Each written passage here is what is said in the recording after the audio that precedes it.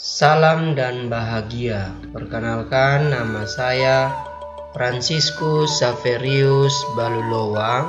Saat ini saya mengajar di SMA Negeri 4 Kupang.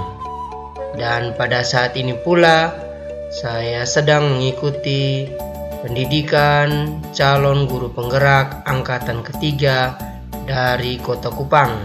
Pada kesempatan kali ini saya akan memaparkan kesimpulan dan refleksi pemikiran Ki Hajar Dewantara sebagai tugas pada koneksi antar materi modul 1.1.A.9 dengan panduan pertanyaan-pertanyaan sebagai berikut. Apa yang saya percayai tentang murid dan pembelajaran di kelas sebelum saya mempelajari modul 1.1? Sebelum saya mempelajari modul 1.1, saya mempunyai pandangan tentang murid dan pembelajaran di kelas yang berbeda, yaitu yang pertama, pembelajaran. Meskipun saya sudah melakukan pembelajaran kimia dengan pendekatan saintifik menurut kurikulum 2013, namun masih terfokus pada target kurikulum. Yang kedua, masih lebih mementingkan aspek kognitif atau olah cipta, sedangkan aspek afektif atau olah rasa masih diabaikan. Penilaian afektif dilakukan juga berdasarkan penilaian pada aspek kognitif. Yang berikut model pembelajaran. Karena terfokus pada pencapaian target kurikulum dan mempraktikkan faktor fasilitas yang dimiliki oleh siswa, maka sering digunakan pendekatan teacher center atau pembelajaran yang terfokus pada guru. Guru menjadi pusat pembelajaran. Yang berikut, murid. Saya memandang murid sebagai objek hingga saya berpikir tugas saya adalah melakukan transfer knowledge atau pengajaran. Saya juga memandang siswa seperti kertas putih. Pandangan ini yang membuat saya ingin menjadikan murid seperti apa yang saya mau. Kebaikan menurut saya sebagai guru dipaksakan kepada sang anak. Pertanyaan selanjutnya, apa yang berubah dari pemikiran atau perilaku saya setelah mempelajari modul 1.1? Ternyata setelah saya mempelajari modul 1.1 pada pendidikan calon guru penggerak ini, semuanya berubah. Yang selama ini saya anggap sudah benar, sudah baik, dan harus diterapkan pada anak ternyata salah. Kita mengingat Ki Hajar Dewantara tidak hanya sekedar mengingat 3 semboyannya yang terkenal pada saat merayakan Hari Pendidikan Nasional setiap tanggal 2 Mei. Selain ketiga semboyan ini yang mestinya kita terapkan ke dalam proses pembelajaran setiap hari bersama anak-anak, ada begitu banyak pemikiran Ki Hajar Dewantara yang mesti kita terapkan dalam proses pembelajaran di kelas kita. Nah, ternyata filosofi pemikiran Ki Hajar Dewantara sangat luar biasa. Mulai dari asas pendidikan, kemudian yang kedua dasar pendidikan, yang ketiga kodrat keadaan baik kodrat alam dan kodrat zaman, dan yang keempat budi pekerti. Yang pertama kita perhatikan adalah asas pendidikan Ki Hajar Dewantara. Pengajaran atau onderwijs merupakan bagian dari pendidikan.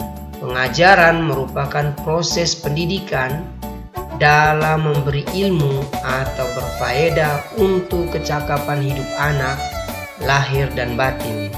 Pendidikan atau opvoeding adalah memberikan tuntunan terhadap segala kekuatan yang dimiliki anak agar ia mampu mencapai keselamatan dan kebahagiaan yang setinggi-tingginya, baik sebagai seorang manusia maupun sebagai anggota masyarakat. Yang kedua, dasar pendidikan Ki Hajar Dewantara. Pendidikan hanya dapat menuntun tumbuh atau hidupnya kekuatan kodrat yang ada pada anak-anak agar dapat memperbaiki lakunya, bukan dasarnya, hidup dan tumbuhnya kekuatan kodrat anak. Sehingga Ki Hajar Dewantara selalu mengibaratkan pendidik sebagai petani.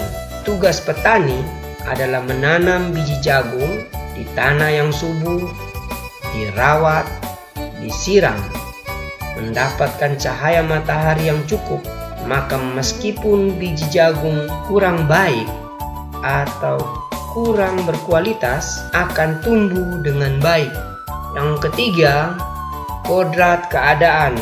Kodrat keadaan terdiri dari kodrat alam dan kodrat zaman.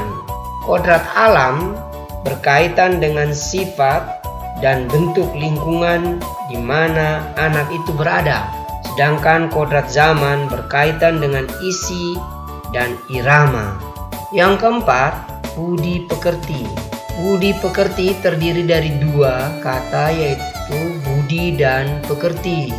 Budi terbagi atas tiga, yaitu cipta, rasa, karsa. Sedangkan pekerti berarti tenaga atau raga. Olah cipta, olah rasa, olah karsa, dan olahraga mesti dilaksanakan secara holistik dan seimbang. Keempat aspek ini akan menghasilkan satu kesatuan jiwa, yaitu budi pekerti. Untuk itu, pendidikan harus memerdekakan. Selanjutnya, yang bisa segera diterapkan agar kelas saya mencerminkan pemikiran Ki Hajar Dewantara. Yang pertama, menyiapkan proses pembelajaran kimia secara menyenangkan dengan pendekatan kontekstual. Yang kedua, menggunakan model-model pembelajaran yang terpusat pada anak, seperti model pembelajaran problem-based learning, project-based learning, cooperative learning, dan model pembelajaran yang dapat menumbuhkan kemandirian, gotong royong, saling menghargai, toleransi, mandiri, kritis, dan kreatif. Yang ketiga, tidak lagi memberikan hukuman berupa paksaan, tetapi akan melakukan sebuah kesepakatan bersama tentang sanksi atau hukuman, dan sanksi yang akan dibuat haruslah seimbang, netral, dan adil.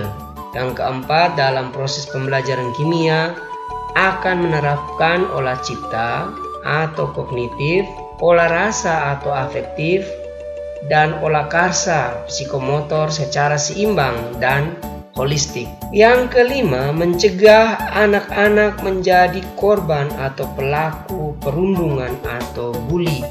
Dan yang keenam, agar kelima hal di atas dapat terlaksana dengan baik, maka hal yang akan dilakukan pertama adalah membuat pemetaan kelas berdasarkan latar belakang orang tua, lingkungan tempat tinggal anak, dan karakter belajar anak. Demikian kesimpulan dan refleksi saya berdasarkan pemikiran Ki Hajar Dewantara. Terima kasih, salam dan bahagia.